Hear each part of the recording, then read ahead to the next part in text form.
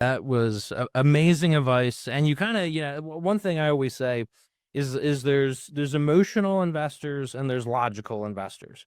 And there's very few that are like right in the middle, where they're balancing both worlds. And I really think you need to balance both worlds. And in my mind, what I mean by that is the logical side is everything you just said when it comes to the deal itself. I mean, from a macro, does it make sense? Is it a smart strategy? From a micro, where is it located? What's the supply and the demand in that exact market?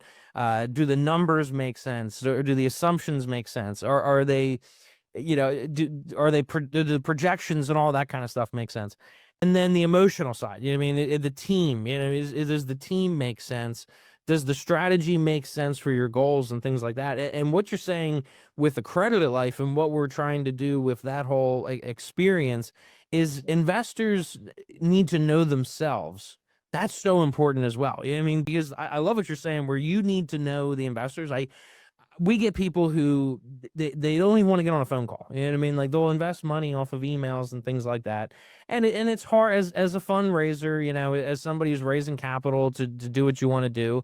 It's hard to say no, right? If that's what that person wants to do and that's what they feel comfortable with, who am I to say that is not? But I always like to have a phone call. I mean, I like to have multiple phone calls. I mean, I like to really get to know the person, to your point, because it's like sometimes depending on what their goals are, a certain investment is going to make a whole lot of sense, and other investments aren't going to make a lot of sense. And I'm not gonna, I don't like surprises.